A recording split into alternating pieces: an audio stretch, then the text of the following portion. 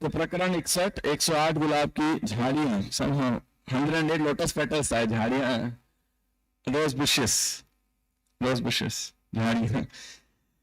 तो प्रभुपाद का ये पूरा अध्याय बेसिकली लॉस एंजलिस 1968 का डिस्क्रिप्शन है। प्रभुपाद जी लगभग 5 महीने लगातार लॉस एंजलिस में रहते हैं और बहुत वहां पे प्रभुपाद जी की कृपा से खूब प्रचार बढ़ता है और सेंटर बहुत ही स्ट्रांग हो जाता है वहां पर।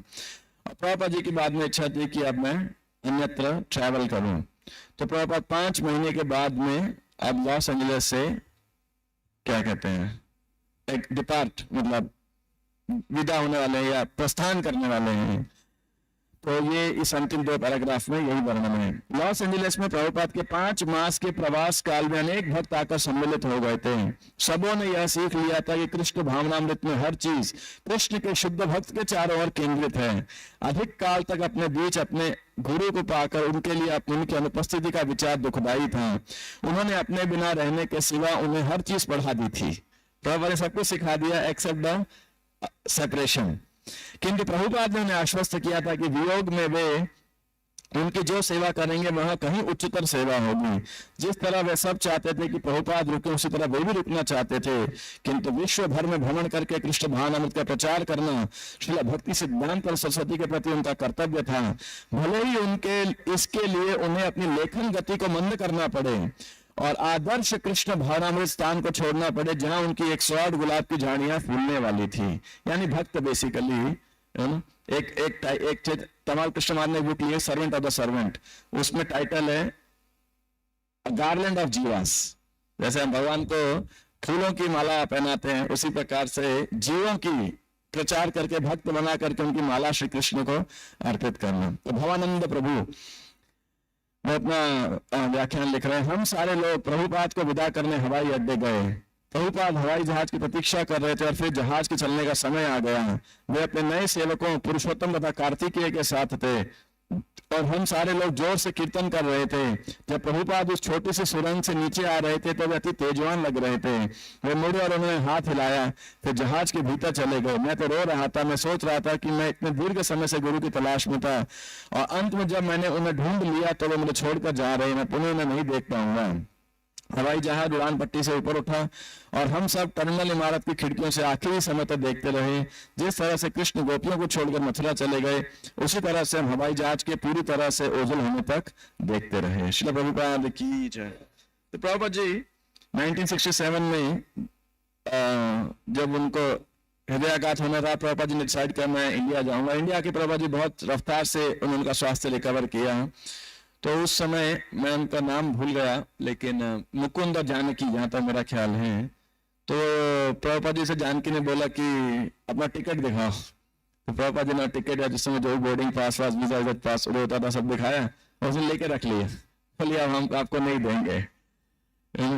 तो प्रभुपाद जी ने जो है, तो वो एक फोटो है बहुत सुंदर, मुकुंद प्रभु, जितना मैं 99% मुकुंद जानकी थे तो वो हंस रहे हैं। प्रभुपाद जी भी हंस रहे हैं। टिकट जानकी माता जी के हाथ के अंदर है और फिर प्रभुपाद जी कहते हैं you chant Hare Krishna here, I will chant Hare Krishna there and by that transcendental sound vibration of Hare Krishna will always be United.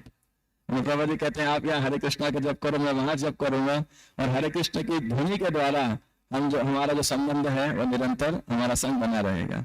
और फिर प्रभुपाद जी कहते हैं मैं अपने गुरु से कभी अलग नहीं हुआ। सरस्वती ठाकुर यहीं पर है, भक्ति विनोद यहीं पर है। प्रभुपाद इस प्रकार वो कहते हैं और भक्तों को सिखाते हैं किस प्रकार करना है कि और बोले जो जो मैंने सिखाया उसका पालन करते रहो। क्योंकि ऐसा भी लग रहा था कि शायद प्रभुपाद वापस नहीं आएंगे या फिर शायद हो सकता है बचे भी ना, क्योंकि तीसरा हार्ट अटैक था बेसिकली उनको, तो स्ट्रोक।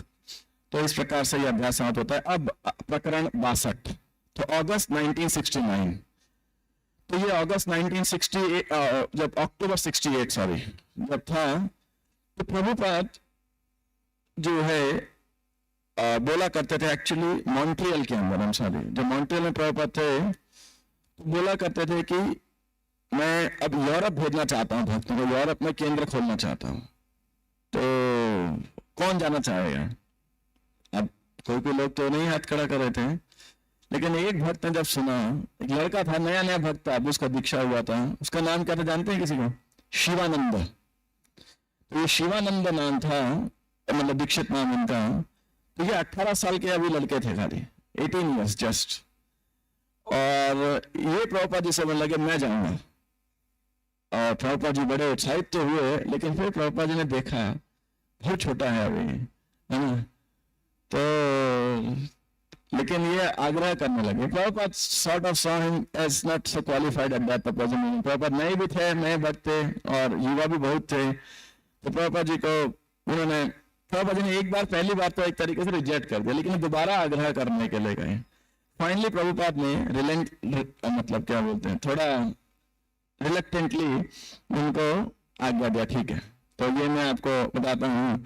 तो मेरा एक निवेदन है, आगे भी जब हर एकादशी पे ये वाला प्रकरण आएगा तो एक बहुत सुंदर पुस्तक है, प्रभुपाद जी के एक शिष्य हैं वेदव्यास प्रभु, तो उन्होंने लिखी है, उसका शीर्षक इस प्रकार से, Prabhupada and his disciples in Germany. तो ये एक बहुत सुंदर पुस्तक है, वेदाव्यास में हमको मिल जाएगी। तो लगभग 170 जो है भक्त प्रभुपाद के साथ आए थे या जर्मनी के दौरान में, जो प्रभुपाद जी के शिष्य जिनमें जर्मनी से किसी न किसी प्रकार से रिलेशन था। तो ये जो, तो उस बुक के अंदर बहुत अच्छा जर्मनी का डिस्क्रिप्शन है, कैसे शुरू हुआ, क्या किसने क्या क्या भूमिका निभाई, कैसे प्रचार बढ़ा, क्या क्या चुनौतियां आई, कब जमीन ली गई, इत्यादि इत्यादि इत्यादि। तो अन्य जो भी वक्ता होंगे इस बुक को जरूर रेफर कर सकते हैं, Srila Prabhupada and disciples in Germany. मुझे तब पता लगा एक बात कि सच्चिदानंद स्वामी महाराज जो कि जर्मनी से हैं, तो वो तो जुड़े, लेकिन उससे पहले उनके एक बड़े भाई जुड़े, उनके सगे भाई भी प्रभुपाद जी के शिष्य हैं, ऐसा लिखा है इसके अंदर, मतलब ब्रदर लिखा है, अभी रियल या कजन ऐसा नहीं लिखा। उनका नाम मैं अभी कंफ्यूज हो गया, 5-6 नाम थे शायद, उत्तम श्लोक या वेगवान ऐसे कुछ तो नाम था। सो एनी हाउ सच्चिदानंद महाराज भी जर्मनी से हैं। और तो ये वेदव्यास प्रभु ने 1994-95 में प्रयास किया कि ऐसा उनको आया कि प्रभुपाद जी का जर्मनी जो है उसके बारे में मैं प्रयास करता हूं। तो उन्होंने कहा कि लगभग 170 भक्त थे, प्रभुपाद जी शिष्य थे जिनका वर्णन है, लेकिन ये केवल 50 भक्तों से ही अपने मतलब उनके मेमोरीज कलेक्ट कर पाए जो वेदव्यास प्रभु हैं, और एक कंपाइल कर पाए उनका। उन्होंने बोला इस किताब को देखते हुए मुझे लगता है कि और शिष्य भी जो हैं अपनी अपनी जर्मनी की मेमोरीज को भेजेंगे। तो प्रभुपाद लंदन जाना चाहते थे, वेस्ट कोस्ट यूएसए के प्रति उनके सारे मनोरथ पूरे हो चुके थे। अब वे नए महाद्वीप में यात्रा करने और प्रचार करने के इच्छुक थे। इंग्लैंड में उनके शिष्य यद्यपि लंदन में सार्थक प्रभाव डाल रहे थे, किंतु अभी तक मंदिर नहीं ढूंढ पाए थे। 3 दंपति शहर के 3 विभिन्न घरों में रह रहे थे, किंतु 1 साल बीत जाने पर भी वे कई केंद्र नहीं स्थापित कर पाए थे। 1 साल बीत गया लेकिन अभी सेंटर को एस्टेब्लिश नहीं हुआ था। किंतु जर्मनी में अब हुआ क्या, ये शिवानंद प्रभु पहले लंदन ही गए थे, तो इससे पहले भी ये 2 बारी वहां जा चुके थे। दोनों बारी इनको, एक बारी तो आर्मी के बोर्ड यूएसए के ड्राफ्ट कुछ ऐसा बोलते हैं वहां से, एक बारी और पहले भी जा चुके थे। दोनों बारी लंदन में एंट्री नहीं मिली थी। हिच हाइकिंग करते हुए एडवेंचरस व्यक्ति थे, तो जब इनको, तो एक तो गुरु की भी आज्ञा पालन करनी है और दूसरा एडवेंचर भी होएगा, तो जो है तो इस विचारधारा से उन्होंने प्रस्ताव रखा था। तो ये अब तो लंदन गए, हालांकि लीलामृत में वर्णन नहीं है, इस वाली बुक के अंदर है, खुद शिवानंद प्रभु खुद डिस्क्राइब कर रहे हैं। तो तीसरी बार भी अब लंदन गए तो इन्होंने एक सीनियर डिसाइपल से पूछा, पुराने गुरुभाई से, कि मुझे वहां करना क्या है। तो बोला आप, और प्रभुपाद जी ने कुछ बोला था, प्रभुपाद जी ने ये बात बोली थी कि एक्चुअली प्रभुपाद ने जो रिलेक्टेंटली उन्हें आज्ञा दिया था, तो प्रभुपाद ने उन्हें बोला, देखो आई एम अ कैलकाटास बॉय, मैं कलकत्ता का युवक हूँ, लेकिन जब अमेरिका आया तो मुझे कोई चीटिंग नहीं कर पाया, तो तुम भी ध्यान रखना कि तुम्हारे साथ कोई चीटिंग ना हो बेसिकली। तो अब हुआ क्या, लंदन पहुंचे तो लंदन में एंट्री नहीं मिली, तो अब मैं कहाँ जाऊं। तो उस समय नीदरलैंड्स, हॉलैंड जो है उसकी राजधानी थी एम्स्टर्डम, और ये हिप्पियों के लिए एक बहुत स्वाभाविक प्रवेश अड्डा था कह सकते हो। और यहाँ पे जो एंट्री वगैरह के लिए कोई खास नियम कानून नहीं थे, तो सबसे नियरेस्ट वही था, तो एम्स्टर्डम चले गए। और जो मैं कह रहा था किसी शिष्य से, तो उन्होंने बोला कि आप बस कीर्तन करना, हरे कृष्ण चैंटिंग करना, किताबें भी थी नहीं कुछ, और ना ऐसा कुछ ज्यादा किताबें छपी नहीं थी, और जो बता सकते लोगों को बताना। तो इससे पहले 2 बार इनको निकाल दिया था लंदन से, मतलब एंट्री नहीं दिया, इस बार भी कर दिया। लेकिन अभी जब एयरपोर्ट पहुंचे तो ये धोती कुर्ता में, हाँ उन्होंने बोला कि आप कीर्तन करना, हरे कृष्णा कीर्तन करना, कोई आए तो उसे कुछ बताना और बाद में डोनेशन मांगना, तो हेल्प मिशन को बढ़ाने के लिए। तो उन्होंने वैसे ही किया। जैसे एम्स्टर्डम पहुंचे तो हुआ क्या कि ये धोती कुर्ता में थे, वहां जो है धोती कुर्ता पहन करके और ये कीर्तन करने लगे। तो वहां पे प्रेस रिपोर्टर बड़ा आकर्षित हो गया इनको देख करके, उसने खूब फोटो वोटो निकाले इनके और पूरा एक लेख वहां के अखबार में छाप दिया और इनका इंटरव्यू भी लिया, जो कुछ इनको आता था इनको बता करके, थोड़ा रोमांचकारी तरीके से हुआ। और प्रभुपाद जी को उन्होंने वो फिर न्यूज़ पेपर कटिंग इत्यादि सब भेजी। प्रभुपाद बड़े प्रसन्न हुए। प्रभुपाद कहते हैं, और एक्चुअली प्रभुपाद जी की उस समय शैली कोई स्ट्रैटेजी की नहीं थी। प्रभुपाद का अगर हम डिस्क्रिप्शन पढ़ेंगे तो वो जैसे कृष्ण उनको लेके, कृष्ण की जो भी योजना थी उस पर शरणागत थे, तो हर जगह कृष्ण की योजना देखते थे। तो प्रभुपाद इनको भी लिख रहे हैं, देखो ये कृष्ण की योजना थी कि कृष्ण तुम्हें एम्स्टर्डम लेके जाना चाहते थे, इसलिए लंदन में प्रवेश नहीं मिला। तो फिर तुम एम्स्टर्डम के अंदर जो है प्रचार करना चालू करो बेसिकली। और तो अब मैं लीला मिश्र फिर आगे पढ़ता हूँ इस भूमिका के साथ में। तो किंतु जर्मनी में युवा शिवानंद ने अपने आने के कुछ ही महीनों के भीतर एक छोटा सा स्टोर फ्रंट मंदिर खोल दिया था। प्रभुपाद ने जल्द से जल्द शिवानंद के पास जर्मनी जाने का निश्चय किया, जहां से वे इंग्लैंड चले जाएंगे जैसे ही उन्हें वहां बुलाएंगे। तो बोलोगे भाई अभी तो ये मैं एम्स्टर्डम कह रहा हूँ और ये जर्मनी कैसे पहुंचे? तो हुआ क्या कि एम्स्टर्डम में इन्होंने देखा कि ज्यादा वहां पे कुछ परिस्थितियां ऐसी थी कि वहां पे 1 हफ्ता करीब रहे ये, कि वहां पे इतना अपॉर्चुनिटी नहीं है कृष्ण वहां भी प्रचार करने के लिए। और समहाउ प्रभुपाद का भी इंक्लिनेशन उन्होंने देखा जर्मनी जाने के लिए, तो ये फिर जर्मनी गए बेसिकली। तो लीला में तो वर्णन नहीं है, लेकिन जर्मनी में पहले गए, जितना मेरा ख्याल है बर्लिन उसी कैपिटल थी वो। लेकिन वहां पर जो है इस समय पूरा वॉर जब हुआ था, आज अभी तक भी बिल्डिंग्स ऐसी थी जिनके अंदर जो गोलियों के निशान थे, असले के, जो भी युद्ध के। तो और वहां पे भी कृष्णा कॉन्शियसनेस पे काफी प्रयास किया मैंने, लेकिन उतना ज्यादा सफलता मिली नहीं। कुछ दिक्कत आई जिसके कारण एक सबसे नियरेस्ट जो बड़ी सिटी थी हैम्बर्ग, तो हैम्बर्ग में गए। तो इसीलिए यहाँ पे सीधा सीधा जो वर्णन आता है वो हैम्बर्ग का आता है इसकी, क्योंकि ये तो सबसे मैंने लिखा है तो जितना वो ढूंढ पाए, ये किताब बाद में लिखी गई तो जर्मनी वाली किताब है। तो हैम्बर्ग में केवल 4 शिष्य तथा कुछ मित्र थे। टू फास्ट फॉरवर्ड, मतलब अभी उनको लगभग साल हो चुका है शिवानंद प्रभु को यहाँ पर, और इसमें से 2 भक्त यहाँ बने भी। इसके अलावा 2 भक्त प्रभुपाद जी ने भेजा था, जो उन्होंने वो भी लंदन आना चाहते थे। प्रभुपाद ने कहा जर्मनी चले जाओ, शिवानंद को मदद करो। तो वो 2 भक्त आए, उनमें से एक भक्त जो है वो थोड़ा परेशान होकर वापस भी चला गया, यूएस से वापस चला गया। और दूसरा भक्त भी सोच रहा था कि मैं भी चले जाता हूँ, मतलब तीसरा भक्त जो दोस्त इनके साथ थे। तो प्रभुपाद जी को पता लगा, प्रभुपाद जी ने पत्र लिखा नहीं उधर ही रहो। अभी प्रभुपाद जी ने को ये भी लिखा कि देखो अभी एक मेरे को जर्मन वो मिला है, कोई शिष्य यूएसए के अंदर 15 साल जर्मनी में रहा है, और वो मतलब पढ़ा लिखा व्यक्ति है, और वो जर्मनी भाषा में ये बैक टू बॉर्डर पेपर को ट्रांसलेट करेगा बेसिकली, तो उधर ही रुको। फिर एक और भक्त आया। तो ऐसे करके ये 4 भक्त हो गए, 4 शिष्य, ये 4 शिष्य हो गए और कुछ मित्र थे। जब उन्होंने सुना कि प्रभुपाद आना चाहते हैं तो सर्वप्रथम वे कुछ मोहग्रस्त हुए, यद्यपि प्रसन्न थे। उन्हें विश्वास नहीं था कि उनका पर्याप्त धन है, क्या उन्हें कैलिफोर्निया से यहाँ तक का मार्ग व्यय देना पड़ेगा, और उनके सचिव का टिकट क्या व्यय। उनके पास एक छोटा सा स्टोर फ्रंट था, तो प्रभुपाद ठहरेंगे कहाँ? प्रभुपाद को आना चाहते हैं तो फिर आने जाने का खर्चा देना पड़ेगा, प्रभुपाद आएंगे एंटर आ जाएगा, पैसा है नहीं। तो उनके मंदिर में अधिक लोग आते भी नहीं थे, तो प्रभुपाद हैम्बर्ग में करेंगे क्या? तो प्रभुपाद उनकी भ्रांति को भाप गए जब उन्होंने कैलिफोर्निया के गलत पते पर आइसलैंडिंग एयरलाइन का डिस्काउंट टिकट भेजा था। तो प्रभुपाद ने 5 अगस्त 1969 को लिखा, इन पत्रों से लगता है कि चीजें अभी भी सुस्थिर नहीं है, अतः ऐसी परिस्थितियों में जल्दी करने से कोई लाभ नहीं होगा। पहले सारी चीजें ढंग से स्थिर कर लो, और जब तुम्हें मुकुंद से तथा घर से धन मिले तो टिकटों का प्रबंध करना, हर चीज ठंडे दिमाग से करना। तो जब पैसा नहीं था तो शिवानंद आए कैसे यूएसए से यहाँ पर? क्या वो यूएसए से आए कैसे? तो इन्होंने अपनी माता श्री को बोला, हिचहाइकिंग पहले भी करते थे, कि आप टिकट का पैसा दो। इनकी माता श्री ने इनको पैसा दे दिया टिकट का। तो बाद में भक्त तो नहीं बनी, लेकिन शिवानंद को लिख रहे, लेकिन उन्होंने चैतन्य महाप्रभु के आंदोलन में, मिशन में असिस्ट जरूर किया, सहायता जरूर किया। तो ऐसा बता रहे उनकी माता श्री ने।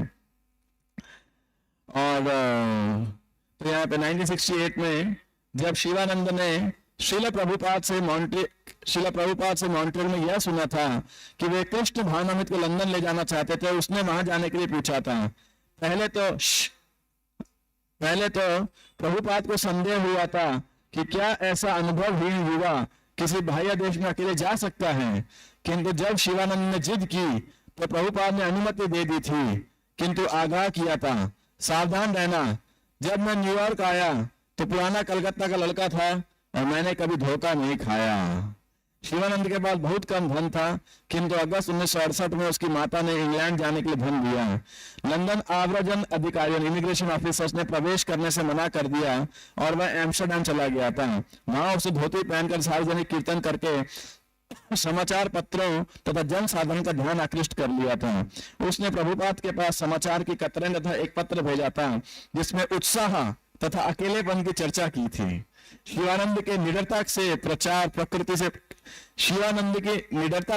प्रकृति से प्रभावित होकर प्रभुपाद ने उसे आध्यात्मिक पिता की तरह अपने पुत्र को लिखा था। तो प्रभुपाद जी लेटर लिख रहे हैं, मैंने एम्स्टर्डम में तुम्हारे कार्यकलाप का विवरण देखा, किंतु मैं उस भाषा को नहीं समझ सकता, वहां की भाषा जो भी न्यूज़पेपर कटिंग्स होगी, किंतु उस लेख में मैंने अपना नाम स्वामी एसी भक्तिवेदांत देखा। यह इंगित करता है कि यूरोप में तुम्हारा दौरा सफल होने वाला है। मुझे आशा है कि तुम्हें यह पत्र प्राप्त होगा और तुम अधिक धैर्यवान बनकर सदैव हरे कृष्ण कीर्तन करोगे। मैं इसी तरह से असहाय न्यूयॉर्क आया था और तुम्हारी तरह के तमाम अनुयायी मेरी सहायता करने के लिए आगे आए। अतः तुम निराश मत होना, तुम भरसक प्रयास करना, कृष्ण तुम्हें सभी तरह से सहायता करेंगे। जहां तक मैं समझ सका हूं, फिनलैंड का एक युवा तुम्हारे साथ हो लिया है। इसी तरह से अनेक लोग आकर तुम्हारा साथ देंगे, क्योंकि सारे संसार को कृष्ण भावनामृत की आवश्यकता है। मेरे गुरु महाराज क्या करते थे, इस संसार में कृष्ण भावनामृत के अतिरिक्त और किसी चीज की आवश्यकता नहीं है। तुम अपने वर्तमान मनोभाव को अक्षत बनाए रखो, तुम अपने गुरु पर अथवा कृष्ण पर श्रद्धा रखो, सब कुछ ठीक हो जाएगा। तुमने पहले ही सफलता के रहस्य निष्ठा को अपना रखा है, तुम उसी मानसिकता को बनाए रखो, कृष्ण तुम्हारी सहायता करेंगे। तुमने लिखा है, मैं सचमुच ही प्रभुपाद तथा अपने गुरु भाइयों के साथ से वंचित अनुभव करता हूं, किंतु मैं यह तुम्हें याद दिला दूं कि मैं सदैव तुम्हारे साथ हूं। मैं जहां भी हूं तुम्हारे गुरु भाई वहां होते हैं। तुम सदैव उस विनम्र शिक्षा को याद रखो जो तुमने मुझसे प्राप्त की है, उससे तुम मेरी तरह अपने गुरु भाइयों की संगति प्राप्त करोगे। तो प्रभुपाद जी बड़े खुश होते थे, बड़ा गर्व महसूस करते जब उनका शिष्य को प्रचार करता था। एक्चुअली कृष्ण भावनामृत की एक कुंजी भी है कि असहाय अवस्था के अंदर किसी अलग क्षेत्र में जा करके प्रचार करना जहां पे कोई मदद ना हो। मैंने आज से कई साल पहले जयद्वैत स्वामी महाराज से सुना था, अफ्रीका के अंदर 53 कंट्रियां हैं, इस्कॉन की सिर्फ 16 कंट्रियों में रिप्रेजेंटेशन है। बोले 37 कंट्रियां खाली हैं, कौन कौन तैयार है जाने के लिए, प्रचार करने के लिए। तो कहने का अर्थ है कि उस समय जो कृष्ण की आचार्य की अनुभूति होती है तो वो बहुत ही भक्ति में जो है प्रेरणा देने वाली है। और श्याम सुंदर प्रभु जो प्रभुपाद जी के शिष्य थे वो कहते हैं कि देखो प्रभुपाद जी ने हमें क्या शिक्षा दी, इतनी बड़ी चुनौती लो कृष्ण के लिए, इतना बड़ा चैलेंज लो कि कृष्ण को स्वयं बचाने के लिए आए कि भाई इसके बस की तो है नहीं, मुझे जाना पड़ेगा। That's the way you will realise Krishna. जैसे मैराथन का महीना आ रहा है तो आप ऐसा टारगेट लो जो आपकी पहुंच के बाहर हो, तो फिर क्या होगा, आपको मेहनत करना पड़ेगा, है ना। तो मैं हमेशा मैराथन में जब भी क्लास देने जाता हूँ तो यही कहता हूँ कि मैराथन का महीना ये है कि आपको नींद नहीं आनी चाहिए। सारा दिन हमारा यही मेडिटेशन है, किताबें कैसे बांटे हैं, और इस चक्कर में इतना बड़ा टारगेट है, नींद कैसे आएगी, है ना। और अगर नींद आ भी गई तो क्या होना चाहिए, सपने में भी किताब ही बांट रहे होने चाहिए। तो इस प्रकार 24 आवर कृष्णा कॉन्शियस हो सकते हो। तो इसलिए हमारी चिंता होनी चाहिए कि कैसे इन ग्रंथों का वितरण होगा। प्रभुपाद बड़े गर्व से युवा शिवानंद का उदाहरण अन्य शिष्यों के समक्ष रखते हैं। जब कुछ भक्त पहल कनाडा में वैंकूवर गए और उनका बहुत कम स्वागत हुआ तो उन्होंने प्रभुपाद को लिखा कि वे वैंकूवर छोड़कर आ रहे हैं। इस पर प्रभुपाद ने उन्हें शिवानंद का उदाहरण दिया। तुम्हें जानकर प्रसन्नता होगी, उसने कुछ एक दिनों में जो कुछ भी किया अब वह फोटो सहित एक स्थानीय समाचार पत्र में प्रकाशित हुआ है। यद्यपि वह अकेला है तथापि उसकी यूरोप की यात्रा अभी तक सफल है। इसी तरह हम जहां कहीं भी जाएं हमें पराजित होकर लौटना नहीं है, यही मेरा विचार है। अतः मैं सोचता हूं कि शिवानंद के पत्र की संलग्न प्रति तुम्हें प्रोत्साहित करेगी। शिवानंद एम्स्टरडैम से बर्लिन चला आया था, सॉरी बर्लिन तो आ गए थे, जहां उसने किराए पर एक स्टोरफ्रंट लिया था। प्रभुपाद उसकी सफलता काफी रुचि से देखते रहे थे। तुमने लिखा है कि बृहस्पतिवार को मैंने एक मंदिर चालू किया और अब इसे व्यवस्थित करने के प्रयास में हूँ। मैं इसे पढ़कर अति प्रसन्न हूँ। यह मेरे लिए प्रसन्नता की बात है और मैं तुम्हें दे ही क्या सकता हूँ। मैं कृष्ण से तुम्हारे दीर्घजीवी होने और कृष्ण की समृद्ध सेवा करने के लिए प्रार्थना मात्र कर सकता हूँ। तुम इसे ठीक से करो और यदि तुम सोचते हो कि मैं वहां आऊं तो मैं इसके लिए तैयार हूं। मुझे वहां की विकट ठंड की परवाह नहीं है, किंतु यदि तुम सोचते हो कि मेरी सेवा तुम्हें सहायक होगी तो तुम मुझे बुला लो, मैं चला आऊंगा। अतः मैं तुम्हारे आगे की प्रगति को जानने के लिए अत्यधिक उत्सुक हूं। जर्मनी में शिवानंद के पहुंचने के बाद एक जर्मन भाषी अमेरिकी लड़का कृष्णदास तथा एक जर्मन भक्त उत्तम श्लोक जो उसके साथ हो लिए थे, कैलिफोर्निया में उनके साथ रहे थे। कृष्णदास अभी 18 वर्ष का था और जब वह सैन फ्रांसिस्को में एक सराफ का सहायक, ज्वेलर का सहायक था, वह आश्वस्त था कि जर्मनी में भी वह ऐसा ही कार्य कर सकता है जिससे वह मंदिर चला सकता है। अब उन सबों ने बर्लिन केंद्र को बंद करके हैम्बर्ग जाने का मन बना लिया था। प्रभुपाद को उम्मीद बढ़ रही थी कि वे जर्मनी से बुद्धिमान लोगों को आकृष्ट कर सकेंगे, किंतु दिसंबर मास में जब उन्हें शिवानंद का यह पत्र मिला कि वह यूरोप छोड़ने वाला है तो प्रभुपाद को धक्का लगा। यह उसके आने के 5 मास बाद का पत्र था। अब देखिए, ये भी हमें कई बार हमारे इस्कॉन के इतिहास में इस तथ्य को बहुत उजागर किया जाता है कि प्रभुपाद के शिष्यों ने किस प्रकार संघर्ष किया, सेंटर खोला, किस पर चुनौतियां ली। लेकिन इस इतिहास को कम उजागर किया जाता है कि प्रभुपाद को भी क्या क्या चुनौतियां फेस करनी पड़ी उसके अंदर। क्योंकि जो विदेशी लोग थे, no criticism to western devotees, वो समर्पित थे, लेकिन उनमें से अनेक भक्त बहुत युवा थे और उनके मन भी बड़े अशांत थे, क्योंकि उनका western bodies generally mean change. हमारे भक्ति माधव गोविंद महाराज थे, वो कहते थे Murli Krishna the westerner, every time he want some change. उनका रूम में रहता था, कहते थे तुम हमेशा कुछ चेंज करते रहते हो। मैं कुछ सामान इधर का उधर सेटिंग करता रहता था, फैला रहता था, तो कहते every time I come, you know, you always come make some change, this western mentality. Anyhow, तो अब इन्होंने भी ये भी सोच रहे थे कि अब यूरोप बहुत हो गया, वापस अमेरिका जाता हूँ। एक तो अकेलापन और उसके बाद में भाषा के लिए भी इनको, एक्चुअली एम्स्टरडैम में भाषा नहीं आती थी तो कहीं किसी को पकड़ करके वो ट्रांसलेट करा लेते थे। यही उन्होंने बर्लिन में किया, आगे हैम्बर्ग में भी किया। तो प्रभुपाद ने उन्हें फिर ये पत्र लिखा, क्योंकि प्रभुपाद वैसे तो प्रभुपाद कृष्ण पर निर्भर थे, लेकिन अपने शिष्यों पर निर्भर थे इस प्रचार कार्य को आगे बढ़ाने के लिए। तो प्रभुपाद का पत्र है, मैं सदैव प्रसन्न रहता था कि तुम मंदिर की देखभाल के जर्मनी में हो, किंतु तुमने लिखा है कृष्णदास भी सहसा परिवर्तन से इंग्लिश व्हाट इज इट? हाँ, तो उन्होंने सोचा कि हम छोड़ के जाते हैं, तो कृष्णदास भी सहसा परिवर्तन से विशुद्ध हैं। तुम्हारे पत्र से यह स्पष्ट नहीं हो रहा है कि तुम कहाँ जा रहे हो, मॉन्ट्रियल को जा रहे हो या अपनी माता के लिए काम करने के लिए न्यू वृंदावन आ रहे हो। तुम्हारी योजना बिल्कुल अस्पष्ट है, जैसे होती है यूथ में। होता कैसा, आप कुछ भी पूरा सब हेजी रहता है एकदम, क्या करना है क्या नहीं करना, सपने बहुत सारे होते हैं, ख्याली पुलाव बहुत सारे होते हैं, पत्ता कुछ भी नहीं है ना। तो तुम्हारी योजना बिल्कुल अस्पष्ट है। मेरे विचार से तुम अपने हैम्बर्ग केंद्र में तब तक रहते रहो जब तक तुम मुझे यह लिख नहीं भेजते कि तुम जर्मनी क्यों छोड़ रहे हो और तुम कहां जाकर ठहरना चाहते हो। हो सकता है कि जर्मनी में तुम्हें कुछ कठिनाई हो रही हो, उस स्थिति में तुम मुझे सूचित करो कि जिससे हम तुम्हारी समस्या को हल कर सकें। तुमने लिखा है कि तुम्हारी भक्ति के लिए स्थान को छोड़ना ही सबसे अच्छा होगा, किंतु तुम यह जान लो कि गुरु की शिक्षाओं के बिना भक्ति का प्रश्न ही नहीं उठता। अतः मेरे विचार से तुम हैम्बर्ग केंद्र में रुके रहो जब तक मैं तुम्हें अगली सलाह न दूं। मैं तुम्हारे पत्रोत्तर की उत्सुकता पूर्वक प्रतीक्षा करूंगा। तो ये जो विम्सिकल मेंटालिटी है, I think this is good for my spiritual life, I think that is good for my spiritual life, Prabhupada इसको रिकमेंड नहीं करते हैं। प्रभुपाद ये कहते हैं कि गुरु की शिक्षाओं के बिना भक्ति का प्रश्न नहीं उठता है. It is not devotional service when I say I want this, I want this, I want that, I want this. ये भक्ति नहीं है. भक्ति है गुरु की क्या आवश्यकता है वो करने के लिए. प्रभुपाद जी ऐसा लिख रहे हैं यहाँ पर. शिवानंद रुके रहने के लिए राजी हो गया, तो ही स्टेट बैक. इस बार भी प्रभुपाद ने अन्य युवा शिष्य अच्युतानंद को लिखा था. साइमल्टेनियसली क्या हो रहा था, प्रभुपाद जी के शिष्य थे अच्युतानंद प्रभु, बाद में अच्युतानंद स्वामी, वो इंडिया आए हुए थे.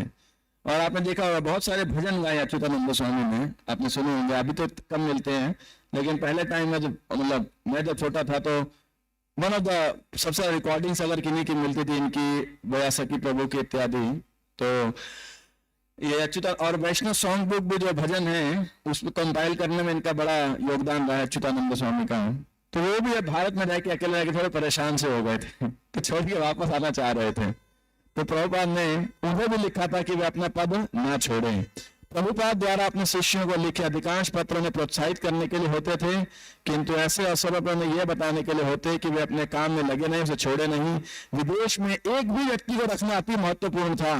यदि शिवानंद अत्यधिक सक्रिय प्रचार न भी करे, यदि निष्ठावान शिष्य कहीं पर टिका भर रहे तो सब कुछ टिका रहेगा, ठीक हो जाएगा. अतः शिवानंद टिका रहा. तो ये एक प्रभुपाद जी बाद में शिवानंद को पता क्या लिखते हैं, कहते हैं देखो मैं यहाँ पे एक जगह बैठा रहा तो फिर सब जगह प्रचार, वो जो न्यूयॉर्क में जगह थी क्या नाम है 2nd एवेन्यू 26 2nd एवेन्यू, वहां पे रुका मैं, तो उसके बाद देखो पूरा सोसाइटी विस्तार हो रहा है, एक जगह रुको.